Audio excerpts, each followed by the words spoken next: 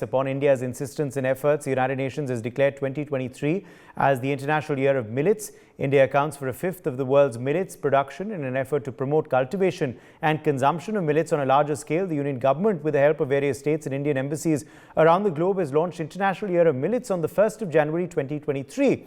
Union ministries, states and Indian embassies have been allocated a focused month each in 2023 to promote millets as part of the plan. India has made yoga, remember, a global phenomena, and now a few focus of the Union government as well as the BJP executive meet is the promotion and global recognition of millets. What must India do, though, now to succeed in this endeavor is the big question. Joining us at this point is Mukesh Tyagi, BJP spokesperson. We also have Dr. Sanjeev Bagai, Chairman, Nephron Clinic, joining us live. Also with us is Sumit Peer, political commentator. Gautam Mukherjee, senior journalist, is also joining us on the broadcast. Let me bring you in here first. Mukesh Tyagi, this was a part of the BJP's national executive as well, how to promote millets. The Prime Minister also touched upon the issue. Mukesh Tyagi, what are the party's grand plans for millets in 2023? Uday, good evening to you. I think it's a very important subject which you have raised through your program as a part of a very robust food security mission of India. Our Prime Minister Modi has been extremely conscious. No wonder way back, few years back, this thought was conceived, and as a result, the United Nations is celebrating 2023 as the International Millet Year. So there is a saying, Vasudev Kutumbakam, world is in one family. I think Mr. Modi and BJP is completely inspired by this thought. As a result, there is an increased focus on the food security by the current government. And 23, obviously, I think it's spotlighted. Very important. As you have seen, we had to put a ban on export of wheat. We had to face coronavirus. Recently, the Pradhan Mantri Ann Yojana scheme has come to an end. So there is going to be a very challenging though we have a huge food grain production, but the storage is one of the major constraints. The Farm Bill has obviously deprived of the additional food grain security. So we have to shift over. And the millet has many advantages over this grain. It is considered actually right from the maybe 5000 BC onwards, Indus Valley civilization, the millet was grown. It has many advantages. It grows under very difficult circumstances, arid and semi-arid conditions. It takes very little pesticide. So it's very healthy for human consumption. It is full of the vitamins. It is the glycemic index is very low in comparison to wheat, no gluten. So it has millions and millions of benefits, of course. And because of the weak food security chain for millets, so there is a distortion in the pricing, and it has been considered to be superfood. But the awareness among the people is still the wheat and paddy and all these things take over. So I think this increased shift will bring the healthier human beings on this planet, which is a need of the day. Look at the way the climate change is happening. So the water resources, the pesticide constraints, number of constraints it's going to address, and more focus in terms of reaching out to the people will make even the prices lower because people will grow more. You know, if you bring it into PDS system or if you set up the minimum support pricing, for millets, then you will suddenly see there will be a rise in the production and it will bring down the cost. And reaching out, the marketing is very important. I think Mr. Modi and BJP government is very enthusiastic about it. Rajasthan almost produces 41% of millets, and there will be different functions, awareness functions across the country. And you know, India is, like you, as you said, it's a fourth or fifth largest producer of millets, and it is a food, I think, guarantee for many, many more years to come. So I welcome that International Millet Year 2023 will contribute significantly to the food security to the universe. Right. Dr. Sanjeev Bagai, come in here on how important millets really are for the health of the average Indian, how they can help the world's health at large, and what you make of this big drive to promote millets, which is being spearheaded by India in the year that we have got the G20 presidency. Good evening. I think this is one of the most important and critical steps India could have taken, and full marks and compliments to Mr. Modi and the present government. So let me tell you on facts why this is so important. This is the unsung hero of nutrition worldwide.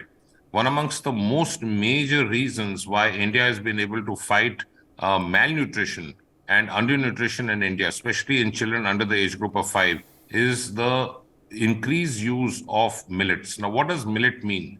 It's a most naturally occurring food product. India produces almost 22% of the world production. It's easily made. It's extremely economical. It can be stored for a long time. It doesn't go bad. Nutritionally, it is the only product which contains all 7 essential amino acids. I'm repeating it again. Millets are the only naturally occurring food component which contain all 7 essential amino acids. That means it is easily absorbed. It is more nutritious. It gives you almost 375 calories per 100 grams of millet. Millets are things like ragi, johar, barley, bajra. These are commonly occurring things. Unfortunately, in the last 20 years worldwide, when the world has become McDonaldized, people are talking more of unnatural and unhealthy junk foods. But this forms a staple. It has a very, very low glycemic index. Worldwide studies have shown that this is proven without any element of doubt to decrease the incidence of diabetes, even type 2 diabetes, which is insulin dependent. It decreases hypertension. It is the major reason why obesity can be fought through natural causes. It's extremely economical. Ragi and things are given even to small children in the weaning foods. So this can become, across all age groups, across all geographic boundaries, one amongst the most naturally occurring, most nutritious, containing all essential vitamins, minerals, amino acids, proteins, carbohydrates, and fats, including copper, including potassium, sodium, zinc, magnesium, iron, folic, vitamin B6, vitamin B2, all the essential vitamins. So I think it's a great step forward. We need to celebrate the natural foods of India. We need to make them talked about commodity so that people buy it and use it. I would recommend this, even in my house it is used, that it can be used along with the routine wheat, that is atta, to make rotis. It's most nutritious. Believe me, it is proven to decrease hypertension, decrease diabetes, decrease obesity. Use it. It's extremely good. And India is a forerunner of production and now carrying a flag, proving that this is the an annual celebration of millet. Yes, Sumit Peer, let me take that to you. Sumit, it's the International Year of Millet, and it's the year that India is the G20, has taken forward the G20 presidency. It's a great coincidence, isn't it, Sumit? And things are just destined for each other. Now, Prime Minister, of course, also taking forth the drive to, of course, take millets to every household in India, and not just India, but the world, Sumit. What kind of impact will this have? We've also seen it come up in the agenda for the National Executive. Uday, thank you for having me on your show. In fact, if you look at Prime Minister Modi, he is the person who has architected a lot of things with a global impact. Forget the India, he always thinks global, and he always believes in Vasudevam Kutumbakam. Now, what is millet? In India, we're using millets. Even my home, I think it's used 70% wheat, 30% is millet with the normal atta what we use. The thing here is that, you see, what has the Russian-Ukraine war taught us? What has our population of 8 billion taught us? Food is getting scarce and scarce. Wheat is not the food on which the whole world can depend on. Because a lot of the world does not use rice. Most of the world use wheat. Now, with food and fertilizer getting challenged with the Russian-Ukrainian war, with wheat getting challenged with the Russian-Ukrainian conflict, the whole of the world, entire Middle East, Africa, and a lot of countries have come into this, what we call as a food security issues. Food security has become a major issue in the world. And if we keep on depending on the wheat, the issue keep on happening because it needs a lot of water, it needs a lot of pesticides, it needs a lot of those chemical agents and a lot of good and prompt weather or apt weather to grow. Whereas if we compare with the millets, what Dr. Sav and Mukesh has rightly said, there are so many advantages like it is anti-diabetes, anti-hypertension, it has a lot of fiber in it, it is full of antioxidants, it's a protein house. The thing is, it is grown very easily. It can be grown anywhere. It can be even grown in drought-hit areas. Now, we produce 1/5 of the total millets in the world. That gives you an idea, and 41% of that is produced in Rajasthan, where Rajasthan, you have very less water. So the idea is this needs minimum pesticides, this needs minimum fertilizer, this does not need urea and other things. Now, Government of India has already set up the MSP for the millets. It is already done. and the MSP prices have been increased so that more and more millets are produced. Now the idea is when we talk of a food, we talk of this grain which is made. Why not this grain which is jawar, which is bajra, which is ragi? Because that is not in the mindset. That is not seen as an alternate food. It is seen some kind of a subset food. Now, if you look at the pulses, the amount of pulses we consume in India, that amount of pulses are not consumed anywhere because that is not considered as a food. But if you look at the nutritional index of India and how we have been able to fight malnutrition and all, is with pulses and millets and all other things. Food is not essentially Norwegian salmon or farm fresh eggs only. More this protein omega-3 and all is in flex seeds than Norwegian salmon today. That is what the study says. So this movement of the world to alternate foods, to get all these foods, so the dependence on one particular food grain called wheat is reduced. And if you talk of rice, rice needs a lot of water, rice needs tons of water. And everywhere in the world you cannot grow rice. Rice has very limited areas and terrains where it grows. While this can be grown on a mountaintop, a hilltop, a tribal belt, a rural urban belt, red soil, black soil, green soil, what kind of soil type you have, millets grow there. So this idea of that there's an Indian food which has served India, which has grown in India, which has grown successfully in India, and we have bumper crops of it. Why don't you make it the global food? This will help to ease the world food problems. Because to ease the world problems, it is not to increase the production of the wheat, but it is the option of getting multiple food types onto your plate. If world adapts that, the world will be liberated out of food security crisis. That is what the Prime Minister's bigger message is. Now with yoga, Uday, a lot of people are keeping healthy. And we have seen recently some of the very fatal accidents happening by gymming. I'm not against gymming, but some fatal accidents happened while doing a yoga. Have you seen anybody die of a cardiac arrest? No. Has anybody collapsed while doing a Surya Namaskar? No. So these are the things. There's a lot of heritage, a lot of wealth which we have as India. It is only the Honorable Prime Minister is bringing it for the good of the humanity as such. It's not for the good of India. Or we are anyway one of the biggest producers of the wheat. But why are we giving out our formula? Because we want the world to be liberated. We want the world to have this alternate. And honestly, when you mix it with your atta, you cannot make what is ragi, what is jawar, and what is bajra, and what is wheat. You cannot make it all mixed up. Even 30% blending with the normal food can free the 30% of the dependence on wheat. That is the bigger message. This is the message of the Honorable Prime Minister is trying to give, with the advantages of proteins, vitamins, anti-diabetes, and its glucometric index is lower than wheat. So these are the things what we bring to the table. We are sharing our wisdom and our knowledge to the world so that they can get benefited out of it. Hum to ho hi rahe hain. We are teaching you, we are trying to liberate you, we are trying to free you from the kind of fiasco which you are stuck. And this burgers and McDonald's and this all kind of food what you eat, and you think beyond wheat and potato there's no other food. No, wake up. There are a lot of foods which are better, healthy, and freely available and can help liberate the world.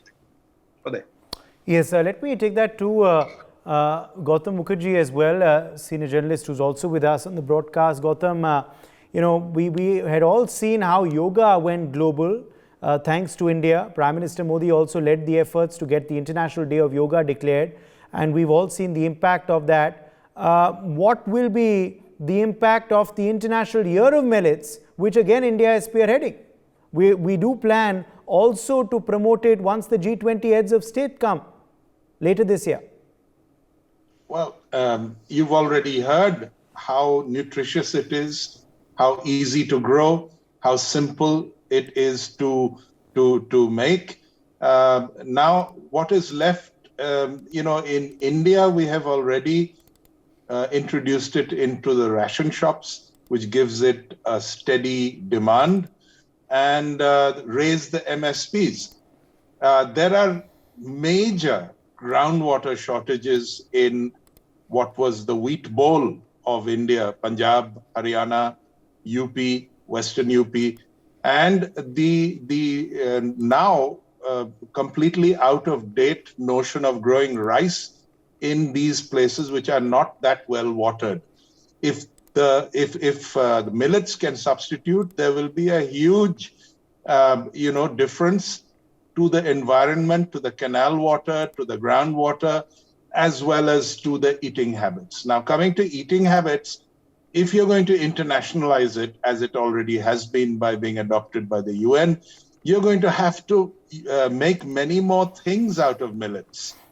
You need to get the big chefs involved all over the world. You need to make different kinds of breads.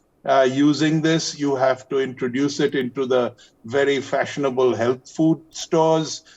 You have to make it fashionable for the middle classes and the affluent to adopt it. Of course, in the less well-off parts of the world, who also, for example, in Africa, there's a major use of yam. For them to use millets, I think they probably already are. And it's not a far cry from the kind of traditional food they do eat. In parts of India that are addicted to either rice or wheat, there has to be some kind, this mixture is all very well, but it does roughen it a bit. I've eaten millet mixed wheat, and it isn't as smooth and tasty as the old wheat. So you've got to come to it with not only all the good logic behind it, but also to make it something that people desire. Uday. Yes, indeed. Let me take that too back across to Dr. Bagai as well. Dr. Bagai, these, often when healthy foods are prescribed, patients and others, shun them. But if you make it cool, then they're going to eat it, aren't they? And this is an attempt being made to make millets cool. The most important thing about nutrition and dietary habits is public health communication. And I think India has been a forerunner in it, considering the fact where India was in 1947 and where India is now in terms of managing undernutrition, malnutrition, things like marasmus and kwashiorkor. These were killers in the early days. This particular aspect of millets has been in the folklore in rural India. How do we actually make it reach into households? I think it's extremely important. One is public health messaging, give the benefits. So if, with your permission, if I can just take 30 seconds extra to actually alienate to the viewers why millets are important. And I'm just going to rattle it down.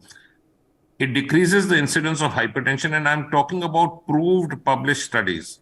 Decreases incidence of diabetes, decreases obesity. It decreases visceral fat, your abdominal fat, which is your major risk factor for ischemic heart disease, decreases CA colon, that's cancer of the colon, decreases incidence of gallstones, improves thyroid function, gives a better immunity overall, increases hemoglobin, it decreases atherosclerosis and decreases blood clots, improves kidney functions, improves bone growth, improves the texture of the skin, is used as anti-aging, it improves healing of the skin and the wounds, improves what we call as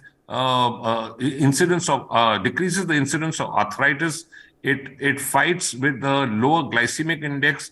It decreases cholesterol and triglycerides. Heart disease is proven to be lesser. Very high in fiber content, therefore extremely good in treating what we call as inflammatory bowel disease, constipation, and a host of gut abnormalities. It has high concentration of antioxidants, and can you believe it? Published studies show 34% decrease with this use in CA breast, especially in women and postmenopausal women. You can't have a more complete, wide spectrum, easily available, extremely economical, easy to store, and the widest production of a food ingredient as a nutritional base as millets. We need to publicize it. We need to give a very strong public messaging. We need advertisements in the newspapers. We need major hospital chains, government and private, to publicize it to the patients. We need public information awareness to the people that this is what the good food is and this is what the bad foods, what we've been consuming. And I'm sure India will take a lead. I'm extremely blessed to be born in India. I'm extremely happy that the present government is taking this initiative. Trust me, this will help a great deal in improving health overall, not only of India, not only Southeast Asia, but the entire globe. Okay. Is that something you agree with, Sumit Peer, that India certainly can take the lead and make this go global? Will the G20 summit, the fact that the heads of state will also be eating meals made of millet ingredients, play a role as well later this year? Uday, it is the same moment when we talked of the yoga, somebody thought it's a Hindu act, it's a Hindu act of worship and all. But today, yoga is a phenomenon which is being embraced by the whole world. Today, millets is the powerhouse of energy, and what Dr. Saab rightly said, he pointed out all the things which are scientifically proven, which is not mine and your perception, or we are casting aspersions here. So when these things are in a food, we call it a superfood.